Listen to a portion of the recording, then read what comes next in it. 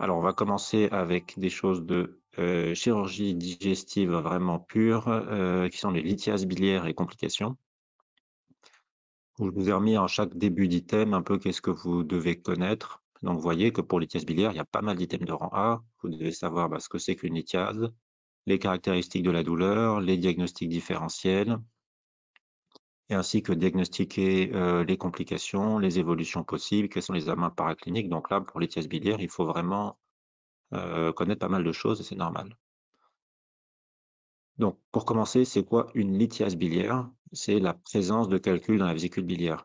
Alors, on ne peut pas avoir plusieurs lithiases, en fait, c'est la maladie lithiasique, c'est la définition. On peut avoir plusieurs calculs, mais on n'a qu'une seule lithiase. Les calculs dans la vésicule, ils peuvent provenir de plusieurs choses différentes. Il y a différents types de calculs qui peuvent être cholestéroliques, donc ils sont liés principalement au métabolisme des lipides et qu'on va retrouver plus fréquemment chez les sujets obèses, chez la femme, ou les calculs qui sont pigmentaires, qui proviennent des produits de dégradation de l'hémoglobine et qu'on va retrouver plus fréquemment chez les patients qui ont une hémolyse chronique, comme par exemple certaines maladies de l'hémoglobine ou qui hémolysent pour une autre raison. Il faut quand même savoir que cette différence entre les deux, c'est purement théorique, physiopathe, et jamais dans la pratique on prend en compte le fait que le patient a plus un type de lithiase que l'autre. On s'en fiche complètement. Ça pourra juste vous expliquer parfois pourquoi certains patients vont développer particulièrement jeunes une maladie qu'on retrouve habituellement plutôt chez la femme d'environ 50 ans. Alors je vous ai mis que c'est très, très, très fréquent, ce qui est vrai puisque, on va retrouver de façon asymptomatique des calculs dans la vésicule biliaire de façon extrêmement fréquente et on verra que c'est pas forcément très pathologique d'avoir des calculs dans sa vésicule. La plupart de ces calculs seront totalement asymptomatiques et il ne faudra rien faire.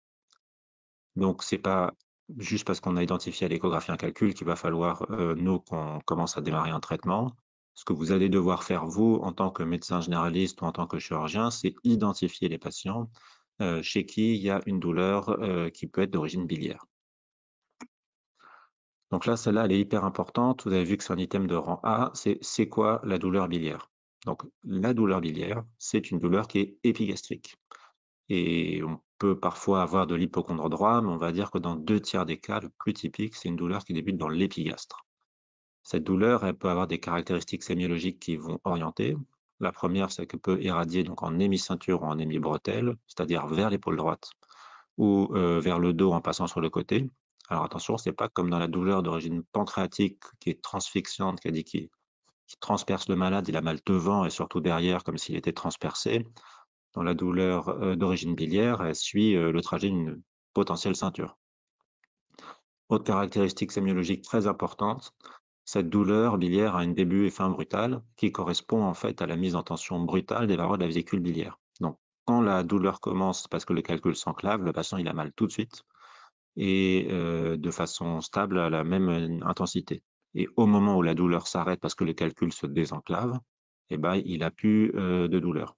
Et ça va permettre de la différencier, par exemple, de la douleur pancréatique, qui est d'installation un petit peu plus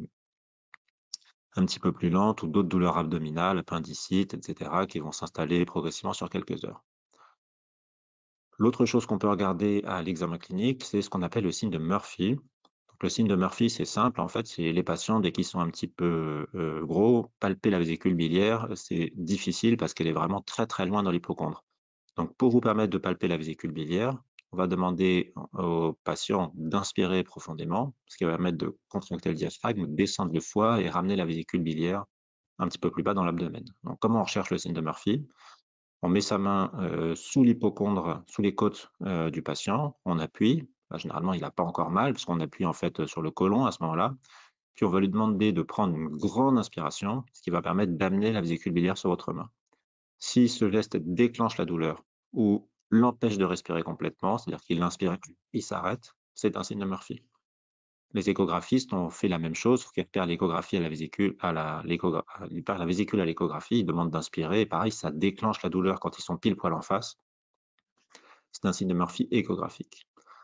L'autre chose pour la douleur biliaire, c'est qu'il y a des caractéristiques temporelles qui vont, pareil, la séparer des douleurs pancréatiques et permettre dans les douleurs biliaires de séparer celles qui sont coliques hépatiques, polycystiques, les autres. C'est une douleur d'origine biliaire de colique hépatique va durer moins de 6 heures. Et donc, ça va démarrer, puis se calmer tout seul en moins de 6 heures. Dernier point, pour les caractéristiques temporelles, ce sont la vésicule biliaire qui se contracte principalement après les repas. Et donc, on va retrouver des douleurs qui sont maximales après les repas, ce qui va permettre de la séparer de la douleur de l'ulcère perforé qui, lui, survient à distance des repas ou en début de nuit. Et donc, tout ça va permettre d'orienter cette douleur vers la vésicule biliaire. Vous devez savoir quel examen prescrire, et là, c'est pas difficile. À ce stade-là, il y en a un seul, c'est l'échographie abdominale. Alors, on peut dire chez les patients obèses, non. Même chez les patients obèses, l'échographie est le meilleur examen pour repérer la vésicule biliaire. C'est même un examen qui va dépister des calculs qui sont de l'ordre du millimètre, que le patient soit obèse ou pas obèse. Il nous arrivait en garde que le patient ait eu un scanner et qu'on refasse quand même une échographie parce qu'au scanner, on n'a pas très bien vu la vésicule, sa paroi. Ici, une échographie typique de vésicule biliaire. Donc, vous avez donc la sonde qui est posée sur l'abdomen. Le truc qui est en avant ici, c'est le foie. On peut voir que la vésicule contient un liquide donc qui est transsonore, c'est pour ça qu'il apparaît noir en échographie, avec ce calcul qui lui est hyperéchogène, très hyperéchogène, puisque vous voyez, il va générer un condom postérieur, c'est-à-dire que les ultrasons ne passent pas en arrière du calcul. Et donc ça permet de faire le diagnostic de lithiase vésiculaire, ce qui signifie donc qu'il y a au moins un, peut-être parfois plusieurs, calculs dans la vésicule biliaire.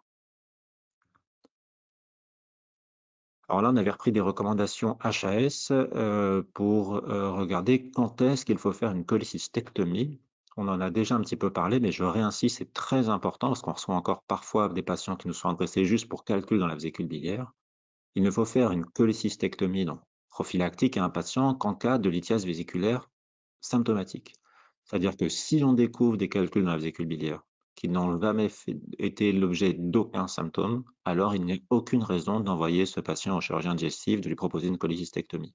On ne fera la cholécystectomie que si la lithiase vésiculaire est symptomatique.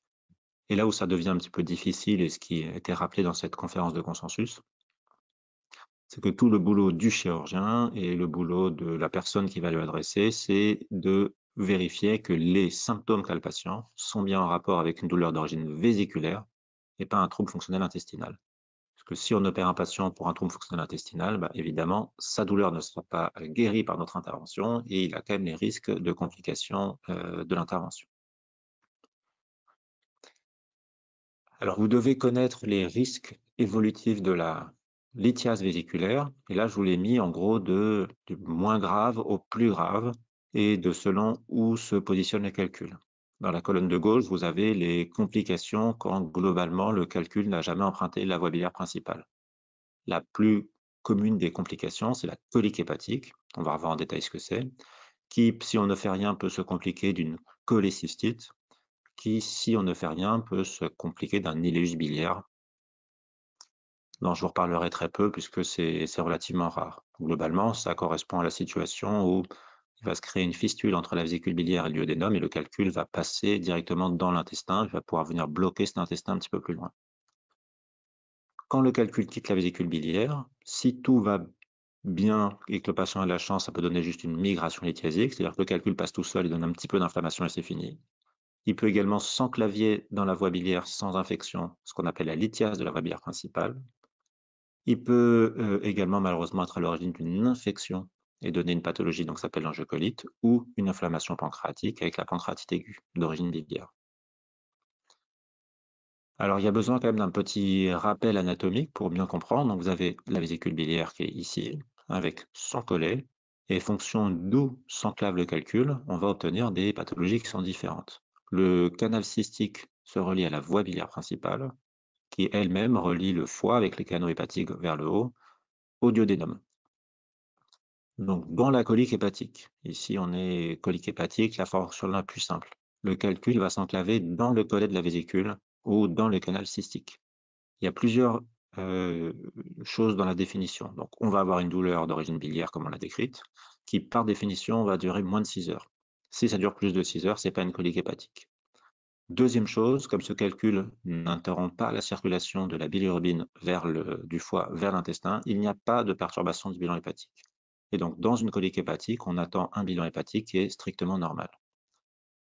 Autre chose, comme l'interruption est temporaire, qu'elle va durer moins de 6 heures, eh bien, on ne retrouve pas d'inflammation, pas de signes d'infection clinique. Et donc, si on fait une numération, une CRP, elles sont toutes les deux strictement normales. Donc, quel est le traitement de cette pathologie qui va en fait guérir tout seul? Eh ben, il est simple. Le traitement, c'est des antalgiques simples pour la période de quelques heures où c'est douloureux, un retour à domicile, donc ce patient ne va pas être hospitalisé, et une cholécystectomie à froid, puisqu'on a dit qu'elle était indiquée pour tout patient qui avait une lithiase vésiculaire symptomatique. Donc ce patient vient aux urgences, on fait le diagnostic de colique hépatique, éventuellement on lui fait une échographie pour le diagnostic différentiel vérifié. Si c'est confirmé, du Doliprane, du Spasfon, retour à la maison, rendez-vous en consultation avec un des chirurgiens digestifs de l'équipe. Qu'est-ce que va proposer le chirurgien digestif en théorie? Eh bien, il va proposer une cholécystectomie, donc qui est une intervention extrêmement fréquente. C'est une des interventions les plus fréquentes qu'on fait donc en centre général de chirurgie digestive, qui va être maintenant, donc en 2024, idéalement réalisée par célioscopie, c'est-à-dire qu'en rentrant donc dans l'abdomen une caméra et des instruments, et en chirurgie ambulatoire avec un patient qui va rentrer le matin, sortir le soir. Est-ce qu'il faut faire une cholangiographie péropératoire globalement est débattue, c'est pas systématique pour toutes les équipes. Deux intérêts à cette cholangiographie qui peut être de vérifier l'anatomie de l'arbre biliaire, être certain que ce qu'on coupe est bien ce qu'on coupe, et rechercher des calculs dans la voie biliaire principale. Je vous ai mis en bas à droite ici un exemple de cholangiographie. Donc c'est pendant l'intervention, on va mettre le petite sonde ou tuyau dans le canal cystique, injecter du produit de contraste et là faire une radio avec l'amplificateur de brillance. On peut voir ici qu'on opacifie bien les voies biliaires vers le haut et que ce qu'on a ponctionné est bien le canal cystique. On peut voir vers le bas un bon passage de produit de contraste dans le duodénum sans image de lacune dans la voie biliaire principale. Et donc ça, c'est une cholangiographie qui montre que globalement tout va bien. En haut à droite, vous avez la vésicule en célioscopie. Donc la vésicule est en haut de l'image ici. Le foie, c'est le gros truc marron. Une pince qui expose. Et donc quelque part ici, on doit avoir le canal cystique et l'artère cystique. Ce que vous devez savoir pour terminer sur la cholécystectomie, c'est que c'est une intervention qui est banale, qu'on fait quasiment tous les jours, mais qu'il peut avoir des complications graves. Chez à peu près 0,5% des patients, la complication la plus grave étant la plaie de la voie biliaire principale, qui correspond au fait qu'on va couper involontairement la voie biliaire au lieu de couper le canal cystique, avec des complications très graves qui peuvent aller jusqu'à la transplantation hépatique et une mortalité non nulle. Deuxième situation un petit peu plus embêtante, la cholécystite. Alors c'est quoi la cholécystite? Anatomiquement, c'est comme une colique hépatique. À nouveau, le calcul qui va s'enclaver dans le collet ou dans le canal cystique. La différence, c'est que le calcul ne va pas se désenclaver tout seul. Et donc, par définition, on va avoir une douleur qui est continue, qui va durer plus que 6 heures, puisque le calcul ne partira pas tout seul. Après, exactement ce qui se passe, c'est débattu. On pense que la vésicule biliaire peut s'infecter, puisqu'après tout, même s'il y a un sphincter dans la voie biliaire, quand ça stagne, on peut avoir des bactéries qui remontent et qui infectent, ou simplement de l'inflammation. Quand on prélève la bile des cholécystites, en fait, on retrouve des germes dedans que dans un tiers des cas. Donc, il n'y a pas forcément de composante infectieuse, mais en tout cas, il va se passer une composante inflammatoire très importante. Cette composante inflammatoire infectieuse va se retrouver à l'examen clinique avec un patient qui va avoir tendance à avoir plutôt de la fièvre, alors qu'elle n'en avait pas dans la colique hépatique.